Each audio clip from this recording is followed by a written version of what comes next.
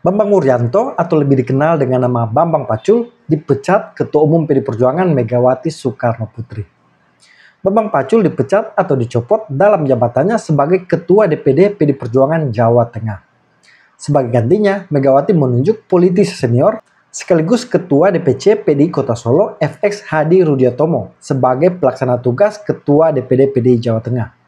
Keputusan pencopotan ini tertuang dalam surat keputusan Dewan Pimpinan Pusat PD Perjuangan yang ditandatangani langsung Megawati. Pencopotan Bambang Pacul ini dianggap sebagai upaya bersih-bersih dari Megawati. Hal itu diperkuat dengan postingan Denny Siregar, penggiat media sosial yang juga loyalis PD Perjuangan. Di akun X-nya, Denny Siregar menegaskan hal itu dengan menulis PDI Perjuangan lagi bersih-bersih. Dan postingan sebelumnya, dia menegaskan bahwa FX Rudi menggantikan Bambang Pacul di Jawa Tengah. Yang menarik, postingan Denny Siregar itu malah banyak mendapatkan sentilan keras ke PD Perjuangan. Seperti akun Dimas Levin menulis, apakah bersih-bersih yang dimaksud adalah Hasto dicopot? Karena Hasto adalah terpidana kasus korupsi. Akun yang lain, Stephen Hoki menulis, apakah bersih-bersih dari terpidana korupsi? Maksudnya mau menyinggung lagi soal Hasto, yang malah kembali dijadikan sekjen oleh Megawati. Saya setuju 100% dengan Denny Siregar. PD Perjuangan lagi bersih-bersih, yaitu bersih-bersih dari orang bersih. Sebaliknya, yang tidak bersih seperti terpidana korupsi dipertahankan seperti Hasto. Bagi saya, keputusan Megawati mencopot Bambang Pacul ini adalah sebuah blunder besar. Karena kembali menegaskan bahwa Megawati tidak suka dengan kader yang disukai publik. Kalau PD Perjuangan memang ingin bersih-bersih, ya harus dibersihkan dari kader-kader terpidana korupsi. Malah yang jelas-jelas sah sebagai terpidana kasus korupsi dipertahankan, malah diangkat menjadi sekjen. Sedangkan yang dinilai baik oleh publik malah dicopot. Kalau mengungkit kekalahan PD Perjuangan di Jawa Tengah, di Pilkada dan di Pilpres lalu, itu tidak adil dibebankan ke Bambang Pacul. Karena yang menjadi penanggung jawab itu sekjen. Hasto malah yang aktif memberikan perintah. Jadi secara logika, harusnya Hasto yang lebih dulu dicopot. Kalau juga memakai alasan karena kekalahan PD Perjuangan di daerah, maka Bendahara Umum PD Perjuangan Oli Dondo Kambe juga harus dicopot. Karena PD Perjuangan juga kalah telak di Sulawesi Utara, yang mana Oli adalah ketuanya. Saya melihat ini hanya soal persaingan tidak sehat dan ketidaksukaan kepada Bambang Pacul.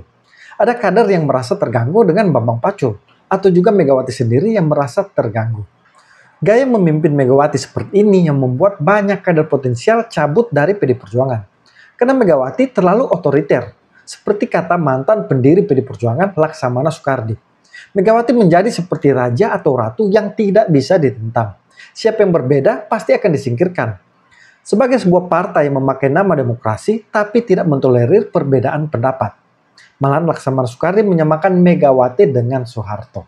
Kalau di PDIP itu kan saya bilang ada strata ya, atau lingkaran. Strata yang paling bawah tuh strata wong cilik, pemilih. Ya. Yang saya saksikan sendiri waktu di zaman reformasi itu jumlahnya luar biasa. Ini juga menjadi modal politik Megawati naik, berani melawan establishment yang kuat. Ya, itu karena apa? Karena nama Bung Karno kan. Ya. Nama Bung Karno di belakangnya. Nah, layer kedua, elit partai. Nah, elit partai ini ya istilahnya nderek Mbak Mega, ikutin Mbak Mega aja. Nggak berani lah. Sedangkan yang di bawah itu kan Bung Karno, di mana udah dimakan waktu dan masa, Megawatinya juga tidak sedinamis seperti dulu kan. Nah, yang layer teratas paling dekat, yaitu keluarga. Ya kalau saya lihat sekarang ya Mbak Puan dan Pak Budi Gunawan. Pak Budi Gunawan deket banget. Dari dulu waktu baru juga sering ditanya, kalau kita rapat DPP diajak rapat dan ditanya pendapatnya. Dulu nih waktu Pak Laks saya masih di DPP juga. Sehingga dia bisa membangun raport yang baik kepada Megawati. Jadi itu dua sekarang yang paling inner circle paling dekat. Keluarga dan Pak Budi Gunawan sama Mbak Puan yang berada di circle keluarga. Paling dekat lah, Mas istilahnya. Prananda enggak berarti? Prananda kan baru setelah Pak Taufik meninggal. Dulu nggak ikut-ikutan. Tapi ya Pak Prananda juga belum diberikan kesempatan. Nah, kalau partai politik yang saya pantau ya, yang demokratis ya, yang egaliter, ya, yang pemimpinnya memiliki value, di mana keberhasilan seorang pemimpin itu dinilai ketika mereka bisa menciptakan orang penggantinya, ya, secara transparan dan demokratis. Itu kesuksesan pemimpin. Anda lihat Pak Harto pada zamannya wah hebat, tapi at the end of the day, karena dia tidak bisa menyiapkan penggantinya secara demokratis dan transparan, ambruk. Banyaklah, saya berikan, nggak usah contohin satu-satu. Nah, seharusnya partai politik dalam acara kongres, rakernas, itu kesempatan untuk memberikan kader-kadernya mengejawantahkan dirinya, ya, mengekspresikan dirinya, dipilih untuk ikut pidato. Dikasihlah waktu 15 menit memberikan pidato visinya dan oratornya dites gitu loh, kemampuan oratornya. Bung Karno dulu begitu, sehingga ada kader-kader seperti Abdul Majid, Joko pidatonya kan. Nah, kalau ini nggak pernah ya gimana mau muncul, ya kan? Jadi Mbak Mega sendiri aja yang pidato, yang bicara, semua harus mendengarkan. Nah, jadi memang PDIP itu kembali, kalau menurut saya falsafah Jawa itu ya yang diterapkan ya manunggaling kaulo gusti gitu loh. Yang lainnya rakyat kaulo yang nggak boleh jadi raja. Ketika ada yang jadi raja marah, ya kan nggak bisa gitu. Nah inilah yang saya kira ini koreksi ya. Saya masih merah nih baju nih, masih nasionalis. The only difference saya berbicara bebas gitu loh. Iya kan? Bedanya udah nggak ada KTA aja kan. Iya, tapi saya tetap nasionalis. Ini demi bangsa dan negara, demi perbaikan. Mudah-mudahan ya semuanya bisa menilai gitu. Pak, dulu Pak Laks pernah bicara kalau nggak salah Bu Mega itu semakin kesini semakin apa nih bahasanya out of touch dari reality. Tapi kan kalau tadi kata Pak Laks, keluarga adalah elemen yang paling dekat yang bisa dijadikan Bu Mega inilah ya telinga untuk bisa mendengar. Apakah menurut Pak Laks ketika Bu Mega pusing, Bu Mega lagi mau mengambil keputusan ini, keluarga diajak bicara nggak Pak?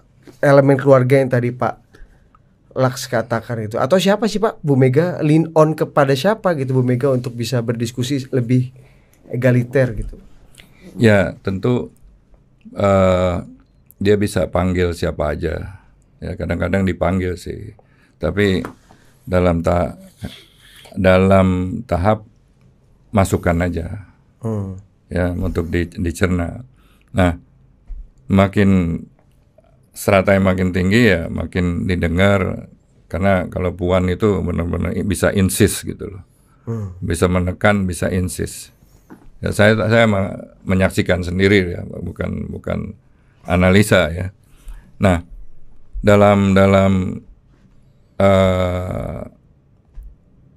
keputusan-keputusan yang sangat fatal, dia berkontemplasi bicara dengan arwah Bung Karno gitu loh. Jadi itu dipercayai dari elit-elit PDIP, percaya banget gitu loh. Nah, jadi saya kira keputusan yang diambil oleh partai politik itu kan tergantung dari prosesnya kan. Kualitas itu tergantung dari proses. Benar nggak? Sekarang yuk kalau suka duren, ya duren yang diperam ya dengan karbit melalui proses kimiawi, dipaksa dan durian yang jatuhan pohon, proses alami. Dua proses yang berbeda sama duriannya, kualitasnya kan beda. Jadi proses menentukan kualitas. Makanya partai politik ini, negara ini tergantung kualitas dari partai politik. Kalau partai politiknya tidak berkualitas, dia kan pilar dari demokrasi. Ya, terus terang aja. Kalau Mbak Mega mengkritik demokrasi, seperti kita dulu, saya dengan Mbak Mega mengatakan kalau Pak Harto mengkritik demokrasi gitu loh. Kalau nggak turun-turun, namanya demokrasi. Dulu saya sama Mbak Mega mengkritik Pak Harto. Di Golkar kok bisa 28 tahun, nggak mau turun-turun. Jadi mereka nggak... Itu materi kritik zaman dulu itu Pak ya? Iya, nggak eligible untuk mengkritik demokrasi. Iya kan? Bu Mega sekarang ini dalam pidatonya nggak eligible menurut Pak Laks? Ya dia sendiri nggak pernah ada pemilihan penggantian. Anda kan tanya, kok out of touch from reality, gimana caranya? Orang kan semakin tua, semakin zamannya hidup di zaman yang berbeda. Tapi kan kita lihat aspirasi dari bawahnya yang termaktub dalam Rakernas, dalam semua kongres kan is only one name, Pak. Ya, apa benar? Kan pertanyaan saya, apa benar? Waduh, mana kita tahu tuh. Ya, nggak logika aja. Dari jutaan kepala dengan otak dan semua background berbeda, masa terus-terusan kayak Pak Harto juga dulu gitu. Sama. Semua belum ada yang mampu menggantikan Pak Harto kan? Ngomongnya kan gitu. Nah, sekarang apa bedanya? Versinya dulu 1.0, sekarang 2.0. Enggak, ini pakai logika aja ya. Bukan saya benci atau enggak ya. Megawati hanya suka mendengarkan masukan dari kadernya yang asal ibu senang. Lihat saja, Megawati tidak pernah hadir di acara penting seperti HUT RI di istana, termasuk di MPR baru-baru ini. Ada yang bilang karena Megawati tidak mau bertemu SBY dan Jokowi. Sebaliknya, Bambang Pacul tetap santun dan hormat kepada Jokowi, walaupun keduanya berbeda secara politik. Kedewasaan berpolitik inilah yang baik dan dipuji publik. Tapi malah Bambang Pacul yang dicopot Megawati. Coba teman-teman lihat suasana di MPR, sangat adem. Semua mantan pemimpin negeri ini hadir dan saling salaman. Yang tidak hadir hanya Megawati.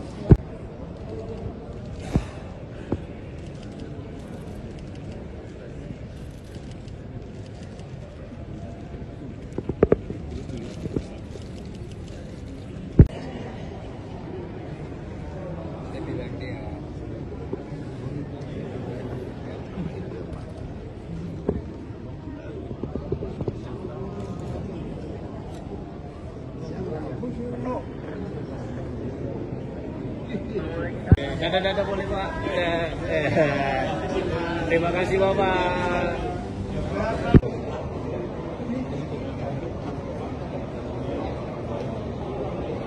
Kelihatan.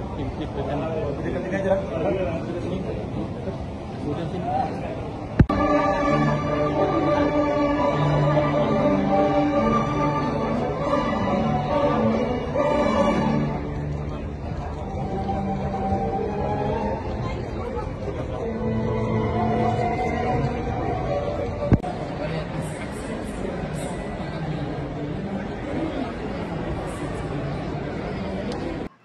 Sebagai seorang pemimpin, Megawati harusnya memberikan teladan dengan tidak takut mendengar kritikan. Malah menerima kritikan itu sebagai vitamin dan dijadikan bahan evaluasi untuk perbaikan di kemudian hari. Di internal PD Perjuangan memang tidak ada yang berani mengkritik Megawati, sehingga banyak kritikan itu akhirnya datang dari luar. Salah satu kritikan yang paling menohok datang dari peneliti dan politisi senior Jusuf Anandi, yang juga pendiri CSIS. Kalau saya berpendapat Megawati itu sudah has been. Dan kalau dia pinter, dia sekarang mundur, masih terhormat. Besok kalau dia buat kesalahan-kesalahan yang lebih fatal lagi kan celaka dia. Siapa lagi yang menghormati dia? Dia anak Soekarno boleh saja. Gua cucu Soekarno, mau apa? Kan gitu. Jadi makanya saya bilang, ya sudahlah, the past has been the past. Ya toh, jadi tapi ini bukan sifatnya Megawati. Secara khusus Megawati ini pendendam dikenal. Jadi karena itu untuk memperbaiki hubungan itu paling sulit. Kalau menurut Prabowo dia sudah 3 kali, 4 kali minta ketemu, nggak mau ketemu. Ya gitu. Oh, udah minta ketemu, Pak. Kalau menurut yang tapi semua tuh sudah diminta untuk bisa ketemu. Sultan Jogja lah, hantu lah, semua itu sudah diminta. Ya, nah. Tapi dia nak mau apa? Dan itu memang sifatnya dia ya, terus terang toh. SBY juga dia salam aja nak mau. Dia cuekkan aja. Nah, itu memang ya apa boleh buat lah. Kita harus terima. Cuma saya harapkan untuk masa depan ya toh, supaya PDIP juga tahu tempatnya. Kan saya bilang waktu pertama sama si Rusi atau Kompas, saya bilang ini sombong nih sudah nih PDIP ini. Jangan dia kira dia pula yang harus menentukan semua. Ya toh.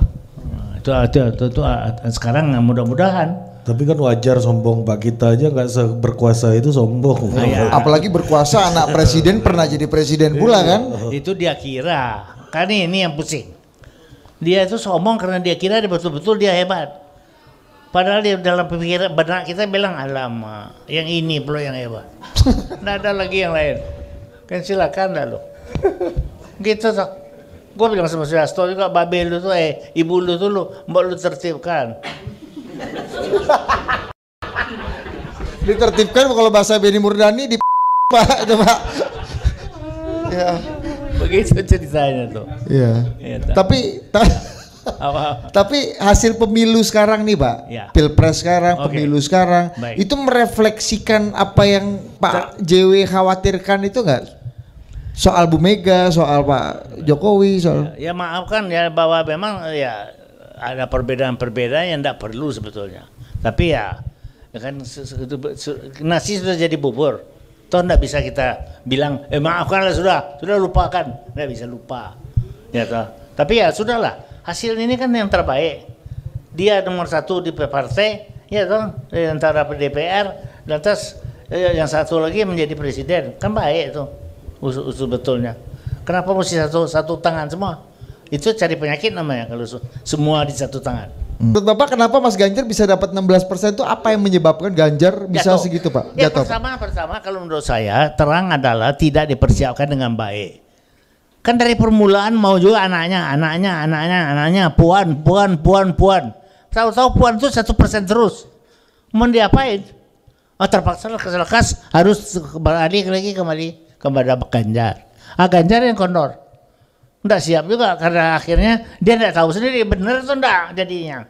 Kan gitu. Jadi confused. Tapi Ganjar kan calon presiden pertama yang dideklarasikan ya Ria? Ya. Iya, Sebelum tapi, yang lain. tapi kan dideklarasikan satu, tapi yang dia mau kan anaknya. Gimana yuk? Ngomongnya iya, wah ini itu, tapi puan, bisa matiin dah lo. Yang besar salah mereka juga antara lain, karena pasangannya Pak Mahfud, kartu mati. Nggak ada satupun yang dia bisa sumbangkan, terus terang aja. Dia ahli hukum. Kalau urusan hukum lu tanya tahu lah dikit-dikit. Tapi yang lain apa taunya? Lu tanya ekonomi, modalnya sampai modalnya mereka nggak ngerti. Gitu. Bodoh-bodoh saja mereka. Kalau menurut saya. Menyerang dan berhadapan-hadapan dengan Jokowi, bukan Prabowo Pak. Jokowi yang dia hantam terus. Nah, menurut Bapak gimana? Itu bodoh toh. Si Jokowi itu lu harus jadikan teman. Lu jadikan dia lawan, modal sendiri lu kan. Oh sorry, ya toh modal sendiri lu. Jangan salahkan orang lain, salah lu sendiri. Mestinya lu punya orang, mestinya lu pakai, enggak aja lu pakai, malah lu bikin jadi lawan. Modal lu. Sistem mereka tidak tepat. Sistem mereka masih paternalistik. Ya sama seperti abad menengah. Pelajaran apa Pak untuk Ibu Megawati dan Ganjar Pranowo Pak? Apa? Pelajaran apa? Dari angka 16% ini pelajaran apa yang penting untuk? Sebetulnya dia mempunyai kesempatan yang baik. Dan PDIP itu memang dia bina sudah mempunyai landasan yang cukup baik. Nah, tetapi kalau begini caranya membina, yang tidak tentu, kadang begini, kadang-kadang begitu.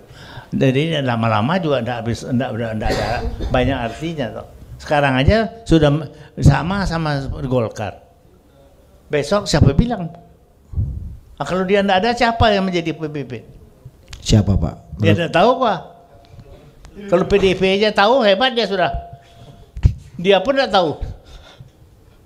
Menurut saya, kalau pola kepemimpinan Megawati tidak diubah, PD Perjuangan akan makin merosot.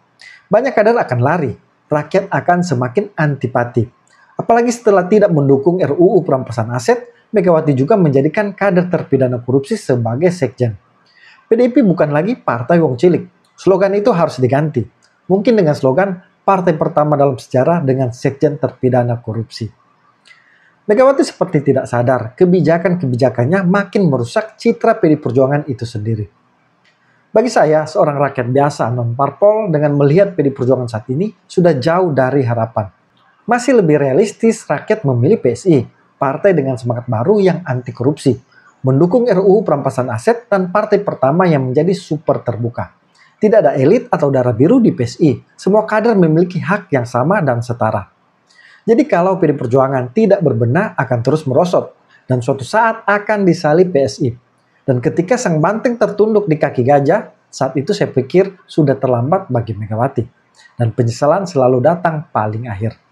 Terima kasih, salam kontra narasi.